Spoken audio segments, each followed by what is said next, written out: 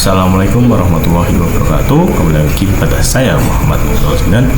Jadi di sini saya akan melanjutkan ke bab 5 yaitu mikrotik akses. Pada bab 5 ini terdapat beberapa materi yang akan saya bahas. Untuk materi yang pertama yaitu metode akses mikrotik. Nah, untuk mengakses mikrotik baik real device maupun CtrlS. Nah, yang pertama yaitu keyboard. Jadi keyboard adalah sebuah alat yang digunakan untuk mengakses mikrotik dan digunakan langsung di PC. Untuk keyboard tersendiri yaitu berbasis CLI. Lalu terdapat juga serial konsol atau konektor kabel serial. Terdapat juga remote server, telnet atau SSH. Dan terdapat juga Winbox. Winbox ini adalah sebuah software yang paling familiar dan sering digunakan, itu berbasis CLI dan GUI.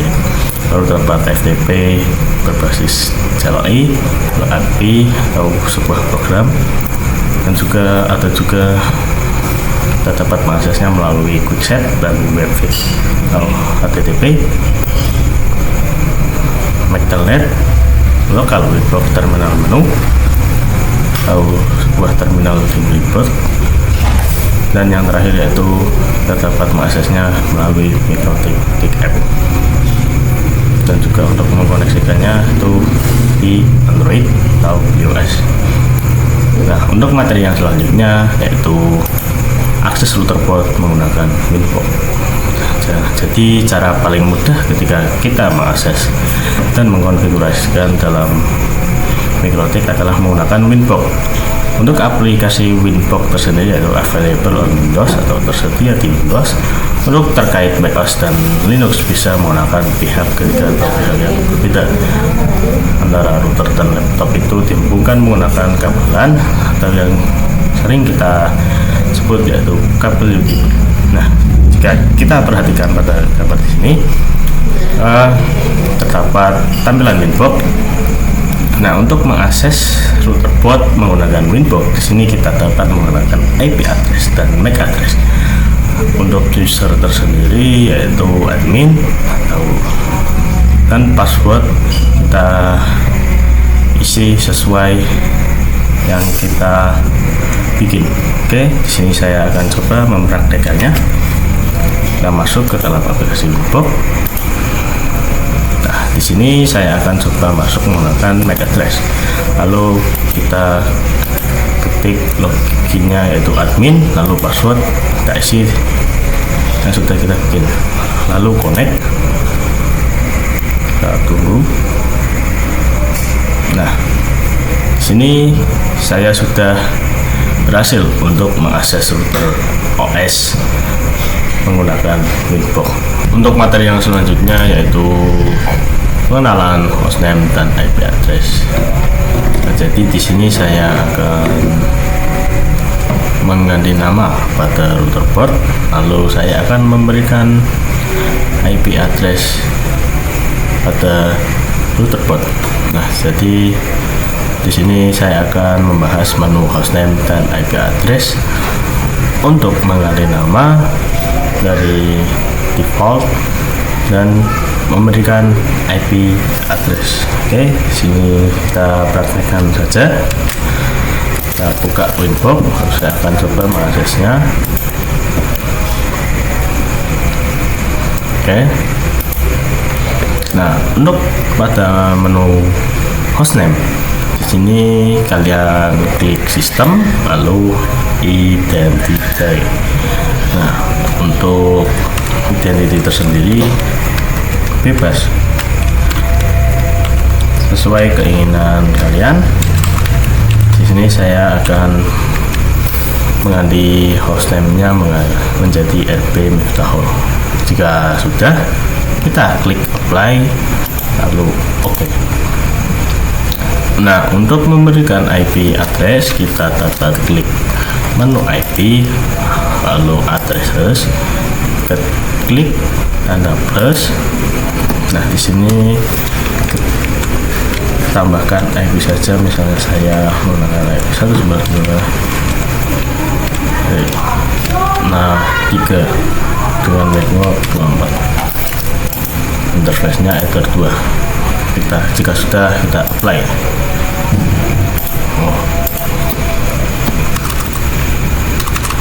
Sorry, kurang titik.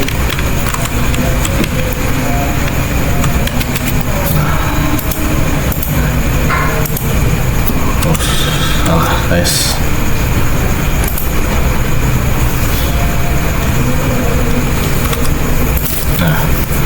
Oke, sini sudah berhasil untuk memberikan IP address pada router port.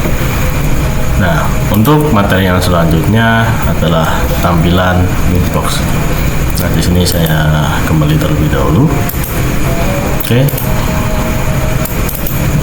Nah, ini adalah tampilan awal dari software Winbox tersendiri. Nah, di sini terdapat konektor atau sebuah tanda jika kita akan menghubungkan dengan MAC address atau IP address. Misal kita menggunakan dengan IP address, kita tinggal klik IP-nya, nah, otomatis berubah. Jika kita akan mengakses dengan MAC address, otomatis berubah dengan MAC address. Nah, untuk login tersendiri yaitu admin. Untuk password itu password yang kita bikin sebelumnya. Lalu terdapat juga menu MAC address. Ini adalah sebuah MAC address dari router OS yang saya buat. Lalu terdapat IP address atau alamat dari router port tersendiri. Nah, identity itu sebuah hostname dari router port. Nah, di sini terdapat juga menu versi. Di sini versi MikroTik saya yaitu 6.49.8. Untuk port tersendiri itu saya menggunakan CHR. Nah, uptime. Di sini uptime itu sebuah jam atau menit yang kita lihat atau seberapa lama kita mengakses MikroTik ini. Lalu terdapat connect itu untuk masuk ke dalam router port atau untuk mengkonfigurasi. Nah, kita coba masuk. Nah, di sini masih banyak fitur-fitur.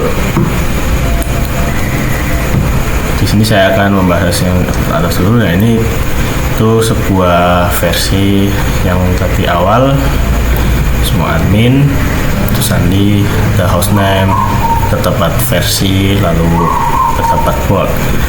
Lalu untuk sesi adalah penyimpanan, terdapat juga setting. Setting ini terdapat zoom in, zoom out. Lalu terdapat juga dashboard. Dashboard itu digunakan untuk menampilkan waktu berapa lama kita mengakses Winbox. Lalu terdapat tanggal, CPU, lalu terdapat juga berapa memori yang Winbox dan uptime. Nah, di sini saya di Winbox sudah 12 menit, hampir 13 menit. Lalu terdapat juga untuk menu-menu pada Winbox. Di sini saya akan bahas satu persatu. Nah, untuk yang pertama itu terdapat quick set. Di quick set ini digunakan untuk mengkonfigurasi beberapa menu utama dalam satu layar seperti IP address. Nah, jadi di sini hanya dalam satu layar saja, atau yang kita sering sebut yaitu dengan konfigurasi cepat, terdapat IP address, DHCP, dan lain sebagainya seperti VPN. Oke, untuk menu quick set. Nah, di sini terdapat juga menu capsman untuk digunakan sebagai controller jika terdapat ada banyak access point. Nah, jadi misalnya di sini terdapat 100 access point. Bagaimana access point tersebut dikontrol dalam satu mikrotik? Itu adalah menu dari Cashman. Lalu ada juga menu interface. Nah, interface tersendiri digunakan untuk konfigurasi interface berupa Ethernet, UPTON, VLAN, dan lain sebagainya. Nah, di sini terdapat banyak AP tunnel, GRE tunnel, VLAN. Oke. Untuk yang selanjutnya itu terdapat menu wireless. Nah, menu wireless tersendiri digunakan untuk konfigurasi wireless Extreme Dual Slave and Extreme Dual Access List, Registration, Connect List, dan lain sebagainya. Lalu untuk menu bridge tersendiri untuk menggabungkan port di mikrotik menjadi satu network dan bisa menggunakan wireless bridging dan lain-lain. Di sini terdapat juga NAT, host, NTP. Nah, untuk fitur mesh di sini itu digunakan untuk konfigurasi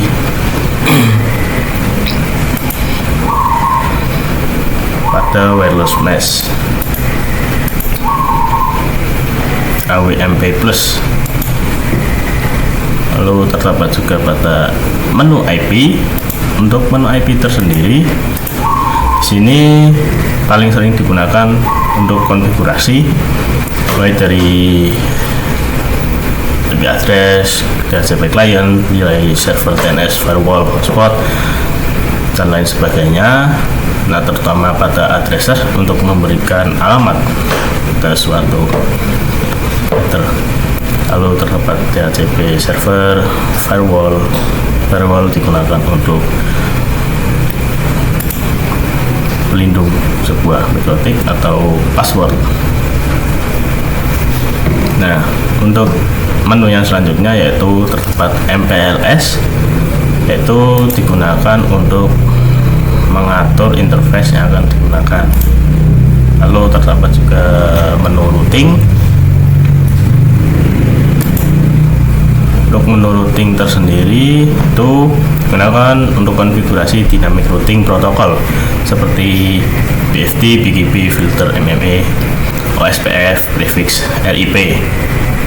Lalu terdapat juga sistem. Nah, sistem itu paling sering digunakan yaitu reset configuration untuk menghapus sebuah konfigurasi. Lalu terdapat juga reboot dan terdapat juga untuk login, lalu menampilkan jam clock. Nah, di sini. Oke. Untuk GWS di sini digunakan untuk konfigurasi bandwidth management atau Simple QoS. Di sini terdapat beberapa fitur lagi yaitu Simple QoS dan Interface QoS, QoE3, QoE Types. Oke. Nah, untuk menu files di sini itu merupakan isi hard disk dari mikrotik dan biasanya untuk membackup file konfigurasi. Lalu terdapat juga menu log.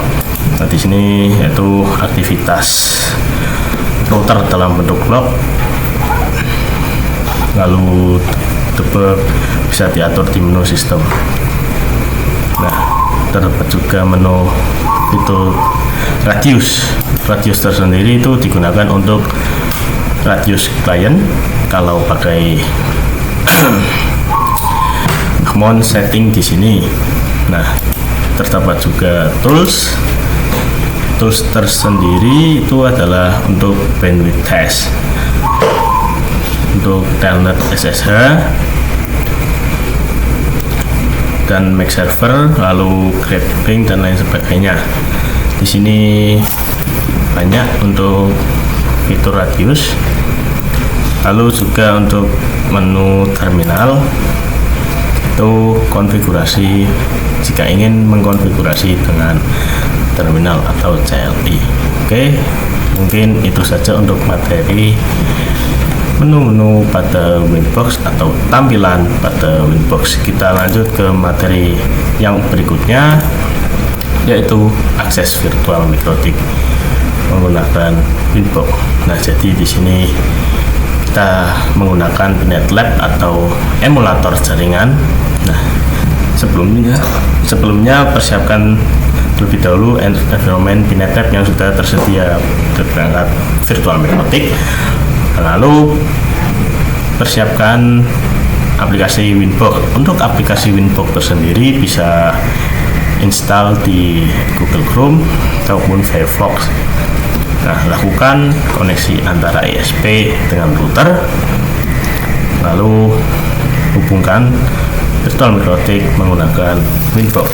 Oke, di sini saya akan coba membuat sebuah topologi mikrotik di PinetLab. Oke, sekarang saya sudah berada di sebuah emulator untuk membuat topologi dari PinetLab atau sebuah topologi mikrotik router OS. Nah, sebelumnya saya sudah menyediakan sebuah ISP. Nah, di sini saya tinggal menambahkan sebuah mikrotik dengan cara klik kanan mode. Nah, di sini pilih yang mikrotik router OS. Untuk mendownload file mikrotik router OS, kalian bisa mendownload di browser Google Chrome atau di web resmi dari mikrotik. Nah, di sini saya checklist, lalu untuk file image jadi bisa download di web browser. Nah, untuk nama mikrotik saja. Nah, di sini di defaultkan. Untuk game option saya hapus, lalu save, lalu hubungkan ISP ke mikrotik, lalu save agar bisa terhubung. Nah, jika sudah kita nyalakan mikrotik, nah, di sini hapus.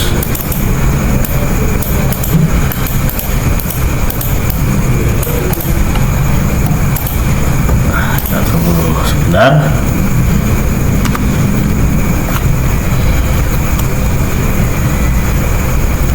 Di sini agak lama. Nah, jika sudah seperti ini, kita login menggunakan admin. Lalu password dikosongi terlebih dahulu. Kita langsung saja klik enter. Nanti akan muncul seperti ini. Kita klik Y dan lalu key. Kita diminta untuk memasukkan password baru. Nah, jika sudah seperti ini, saya coba di Winbox. Nah, di sini sudah terdapat IP DHCP yang telah diberikan oleh ISP atau internet. Nah, sini saya akan coba lihat. Nah, ini adalah IP yang diberikan oleh ISP DHCP. Nah, untuk IP yang bisa digunakan untuk mengakses SSH, telnet, dan lain sebagainya adalah IP yang ini 192. Nah, oke, untuk materi akses virtual router OS mungkin itu saja, dan saya akan lanjut ke materi yang berikutnya, yaitu akses router port WebFig. Nah, jadi WebFig tersendiri adalah metode akses router port yang menggunakan layar browser atau web browser. Nah, jadi WebVic diperkenalkan sejak router OS versi 5.0 dengan fungsi yang sama dengan Winbox. Lalu WebVic tersendiri sudah support IPv4 dan IPv6 dan juga sudah support HTTP dan HTTPS. Digunakan sebagai alternatif software Winbox. Nah, untuk mengakses router port via WebVic bisa dengan mengetikkan IP router pada browser seperti http://2 mengetikkan IP router. Oke, sini saya akan coba mempraktekkan. Nah, di sini saya sudah menyiapkan browser, lalu ketikkan saja IP-nya.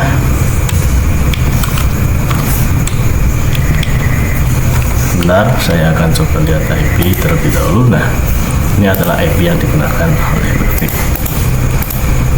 146.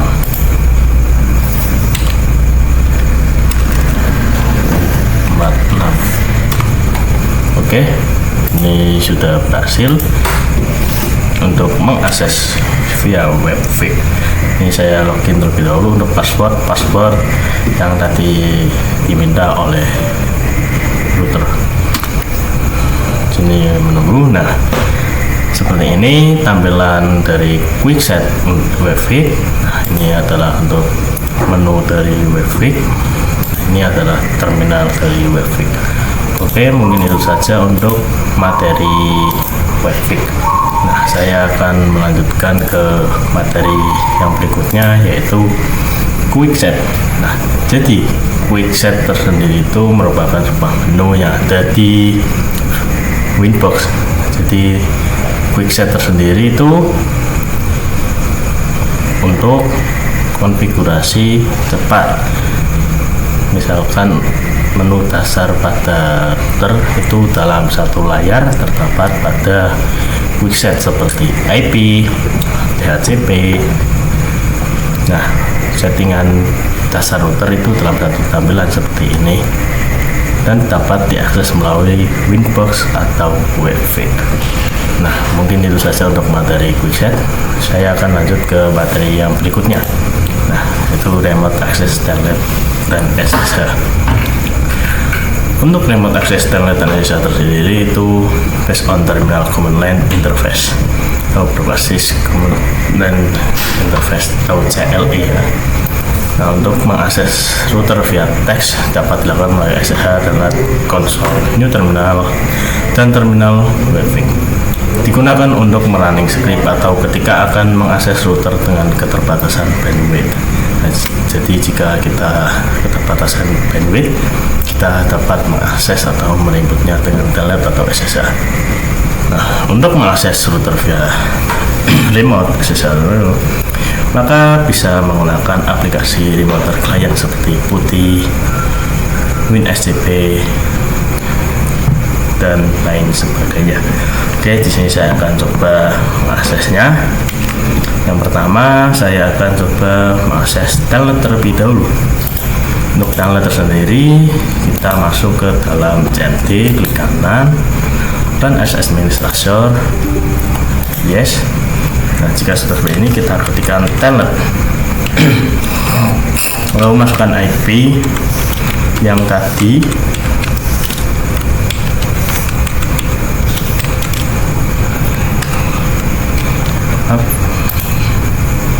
46. Misalnya saya akan masuk ke network 23. Nah, jika sudah seperti ini, sudah berhasil, kita disuruh login. Oke, ini adalah telnet. Nah, telnet untuk SSH itu kita dapat menggunakan PuTTY.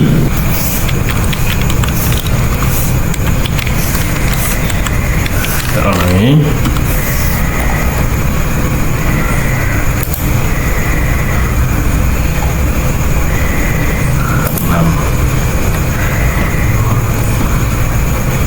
Nah, oke, sini sudah.